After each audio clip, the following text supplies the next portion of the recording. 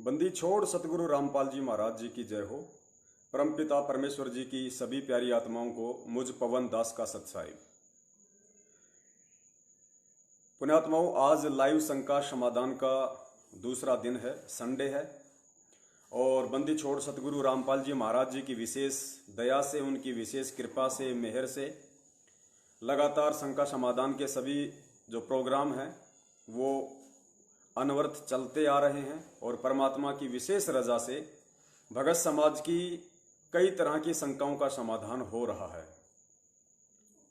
आज जैसा कि कल परमात्मा ने शनिवार को बुलवाया था कि आज का शंका समाधान के प्रोग्राम का जो विषय होगा वो सतगुरु रामपाल जी महाराज जी के द्वारा दी जाने वाली जो शत भक्ति है, उस शत भक्ति में जो पांचों यज्ञ हैं और उसके विपरीत अन्य कई प्रकार की जो क्रियाएं हैं भक्ति मार्ग की, उन सब के विषय में परमात्मा से सबूत खुलासा करवाएंगे।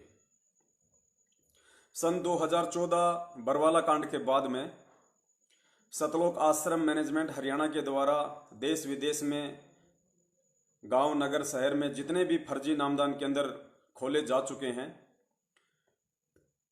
और जितनी भी पुण्यात्माएं उन फर्जी नामदान केंद्रों से, देखो हम इनको फर्जी नामदान केंद्र केवल इसलिए कह रहे हैं क्योंकि सन 2014 बरवाला कांड के बाद में सतलोक आश्रम मैनेजमेंट हरियाणा यानी ये वो संस्था है, ये वो व्यक्ति हैं जिन व्यक्तियों की गलतियों के चलते, जिन व्यक्तियों के मनमाने आचरण के चलते संत रामपाल जी महाराज जी आजीवन उम्र कैद की सजा में हिसार जेल में हैं। और इन्हीं व्यक्तियों के द्वारा जेल में रहते सहते सतगुरुदेव जी के आदेशों की आड़ में देश विदेश में लगभग 300 से ज्यादा फर्जी नामदान रूपी दुकानें खोल रखी हैं। और गुरु जी के आदेश बता बताकर अपना धार्मिक धंधा इन लोगों ने चला रखा है। पिछले 5 वर्षों से इन लोगों ने अरबों में खरबों में देश दुनिया को लूटा है, दान के रूप में, ज्योति के रूप में, पाठ के रूप में। इसलिए हम इन नामदान केंद्रों को फर्जी नामदान केंद्र कहते हैं, क्योंकि भक्ति मार्ग में जब तक गुरु का आदेश नहीं होगा या जब तक गुरु का आदेश नहीं सुन लिया जाएगा और उसके विपरीत यदि उसी गुरु की आड़ में कोई इस तरह का मनमाना आचरण करता है तो वो परमेश्वर कबीर साहिब जी के सत भक्ति मार्ग में नहीं चलता। आसाराम जी के मार्ग में चल सकता है, राम रहीम जी के मार्ग में चल सकता है या अन्य संत महंतों के मार्ग में चल सकता है, लेकिन कबीर परमेश्वर जी के सत भक्ति मार्ग में ये पाखंड, ये ढोंग, ये ढकोसले नहीं चल सकते। और यही कारण है कि आज ज्यादातर संगत इन फर्जी नामदान केंद्रों का विरोध करने लग गई। और वो भगत भी विरोध करने लग गए हैं जिन भक्तों ने, जिन भोली आत्माओं ने अनजाने में, अज्ञानतावश इन फर्जी नामदान केंद्रों से नाम दीक्षा ले ली थी। आज वे आत्माएं पुनः सतगुरु रामपाल जी महाराज जी को दंडवत प्रणाम करके, उनसे क्षमा याचना करके कि हे परमपिता परमेश्वर, हम नाम दीक्षा लेने से पहले आपके सत्संगों की इतनी गहराई में नहीं गए। हमारी ये गलती थी कि हमने नाम दीक्षा लेने से पहले ये जरा भी विचार नहीं किया कि जिस महापुरुष से मैं नाम दीक्षा लेने जा रहा हूं, जिस महापुरुष के अनमोल वचनों को सुनकर मेरी आत्मा ने नाम दीक्षा लेने के लिए मुझसे कहा है, वो महापुरुष जेल में क्यों है, उसके पीछे का रीजन क्या है, कारण क्या है। मैं अपनी अज्ञानतावश उस कारण में नहीं जा पाया, जो मेरी मूर्खता थी, मेरी नासमझी थी।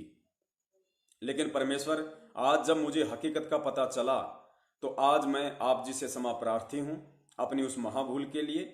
और परमात्मा, मैं आप जी से दंडवत ये विनय करता हूं, विनती करता हूं, प्रार्थना करता हूं कि हे सतगुरु, आप जी का जो नाम है, नाम आप जी के दास ने मुख कमल से लिया है। भले ही नाम दीक्षा देने की जो विधि है इन लोगों के द्वारा, क्योंकि ये अनाधिकारी लोग हैं, ये कुपात्र लोग हैं, ये वही लोग हैं जिनकी गलतियों के चलते आज पिछले 6 वर्षों से आप जेल में यातनाएं सह रहे हैं। तो भले ही ये लोग अनाधिकारी हैं, इनको आदेश नहीं है नाम दीक्षा देने का डीवीडी से या ऑनलाइन, लेकिन परमेश्वर नाम दास ने भले डीवीडी से लिया हो चाहे ऑनलाइन लिया हो, नाम आप जी के मुख कमल से लिया है। तो परमात्मा, आप जी का नाम फर्जी नहीं हो सकता और ना ही आपका नाम फर्जी है। अगर कोई फर्जी है तो अनाधिकारी होते हुए ये कुपात्र लोग हैं जो आपकी डीवीडी का अपने धार्मिक धंधे के लिए मिसयूज कर रहे हैं। तो परमात्मा, जब तक आप हिसार जेल से बाहर नहीं आ जाते हैं तब तक ये दास, आप जी ने मुझे डीवीडी के माध्यम से जो भी मंत्र दीक्षा दी है और जो भी मुझे नियम बताए हैं भक्ति मार्ग के, मैं उन नियमों में रहते हुए जब तक आप हिसार जेल से बाहर नहीं आ जाते हैं तब तक मैं उसी नाम का जाप और अपना काम धंधा करता रहूंगा जो नाम अज्ञानता में मुझे मिल चुका है। और आगे का नाम चाहे सतनाम हो या चाहे सारनाम हो, परमेश्वर मैं जब तक आप हिसार जेल से बाहर नहीं आ जाते हैं तब तक इन मनवश लोगों से मैं लेने की सोचूंगा भी नहीं। तो पुण्यात्माओं, उन आत्माओं पे फिर वो परमेश्वर दया करता है, वो परमेश्वर प्रसन्न होता है ज्ञान आधार पे चलता हुआ देखकर, और फिर परमात्मा दया करते हैं, उसके नाम को परमेश्वर सुचारू रखते हैं। उस पुण्यात्माओं को फिर उसके भाव, श्रद्धा और विश्वास के बलबूते पर उसे वो सभी लाभ भक्ति मार्ग के परमेश्वर देते हैं जो लाभ भक्ति मार्ग के एक मर्यादित उपदेशी भगत को परमेश्वर दिया करते हैं और दे रहे हैं। तो आज का जो वीडियो है वो कुछ विशेष पॉइंट्स के ऊपर है, क्योंकि सन 2014 के बाद में जो आत्माएं इन फर्जी नामदान केंद्रों से नाम दीक्षा ले रही हैं, उन आत्माओं को ना ही तो सही तरीके से नाम दीक्षा से जोड़ने से पहले उनको कोई नियम समझाया जाता है, ना ही उनको भक्ति की वो विधि, वो क्रियाएं अच्छी तरह से समझाई जाती है ताकि वो आत्मा मर्यादा में रह के अपनी भक्ति कर सकें और परमेश्वर की मर्यादाओं में रह के भक्ति मार्ग के लाभ प्राप्त कर सकें। ये सर्वविदित है और दास के पास तो इतने फोन आते हैं उन आत्माओं के जो 2014 के बाद नाम दीक्षित है। बेचारे रोते हैं कि भगत जी सतनाम तक मिल गया, कोई भी मर्यादा हम तोड़ नहीं रहे, फिर भी भगत जी घर में अमंगल क्यों है, काम धंधे में कोई बरकत क्यों नहीं है, शरीर में कोई राहत क्यों नहीं है। कहते हैं परमात्मा तो कोडी को शरीर देता है, बांझ को पुत्र देता है, निर्धन को माया देता है। भगत जी हमारे ऊपर तो और भी ज्यादा संकट खड़े हो गए हैं, हम क्या करें, हमारा मार्गदर्शन करें भगत जी। हम भक्ति भी कर रहे हैं, नियम भी निभा रहे हैं। तो उन आत्माओं से दास का निवेदन है कि भले आप नियम भी निभा रहे हैं, आप जी मर्यादा में भी हैं, उन मंत्रों का जाप भी कर रहे हैं, लेकिन सबसे बड़ी गलती आप लोगों से जो हो चुकी है वो ये है कि आपने अनाधिकारी और कुपात्र लोगों से नाम दीक्षा ली है। और आप जी विश्वास और श्रद्धा के साथ में मंत्र भी जाप कर रहे हैं, और इस बात की 100% ये गारंटी है, भले आपने डीवीडी से नाम दीक्षा ले ली अनजाने में और उसके बाद आप जी मर्यादा में रह के अपना मंत्र जाप कर रहे हैं, अपनी आरती कर रहे हैं, सुमरण कर रहे हैं, सत्संग सुन रहे हैं, आपको अवश्य लाभ मिलेगा, क्योंकि ये इस नाम का गुण है। परमात्मा ने इस नाम के अंदर एक मेरिट डाल रखा है, एक गुण डाल रखा है, आपको अवश्य लाभ मिलेगा। लेकिन उस समय आपको वो सारे लाभ मिलना बंद हो जाएंगे। ये मंत्र और ये भक्ति करते करते भी, ये श्रद्धा और विश्वास को बरकरार रखते हुए भी एक स्थिति ऐसी आएगी, उसके बाद आपको सारे लाभ मिलना बंद हो जाएंगे। और वो स्थिति क्या है कि नाम दीक्षा लेने के बाद जब भी आप इनके फर्जी नामदान केंद्रों पे जाएंगे और आप अज्ञानता में इनके वहां पे रखी दान पेटी में, दान पात्र में यदि आपने 1 रुपया भी डाल दिया और यदि आपको कोई प्रॉब्लम हुई, आपने प्रार्थना लगवाई और इन्होंने ज्योतिया पाठ का आदेश दिया, और यदि आपने गलती से इन फर्जी नामदान केंद्रों पर बैठे कुपात्रों के हाथों में 1 रुपया भी यदि आपने ज्योति पाठ के नाम पे दे दिया, किसी किस्त के रूप में दे दिया, निश्चित तौर पे पुण्यात्माओं ये 100% सत्य मान लेना, उसी दिन से वही भक्ति करते करते, वही मंत्र जाप करते करते, वही सत्संग सुनते सुनते, उसी दृढ़ विश्वास और आस्था के बरकरार रहते हुए भी परमेश्वर आपको लाभ नहीं देगा। क्योंकि इन मनवश लोगों को, इन कुपात्रों को, इन ठगों को जब आपने वो पैसा दिया, उसी समय आपको वो सारे लाभ मिलना बंद हो जाएंगे, क्योंकि आपने कुपात्रों को दान दे दिया परमात्मा के विधान के जो खिलाफ है। यानी सतगुरु का विधान है कि गुरु बिन माला फेरते, गुरु बिन देते दान, गुरु बिन दोनों निष्फल है, चाहे पूछो वेद पुराण, और गुरु बिन होम यज्ञ जो साधे औरों मन 10 पातक लागे। ये परमात्मा के कुछ नियम है, कुछ अटल विधान है, ये बदल नहीं सकते। तो आपने सारी क्रिया सुचारू रूप से करते करते भी अपनी अज्ञानता वश जिस दिन आपने इनकी झोली में 2 रुपए भी दान के रूप में डाल दिए, उसी दिन से परमात्मा अपने विधान अनुसार आप जी से दूर हट जाएगा। ये ऑटोमेटिक सिस्टम है। आप ये नहीं कह सकते कि मुझे पता नहीं था। पता क्यों नहीं था भाई?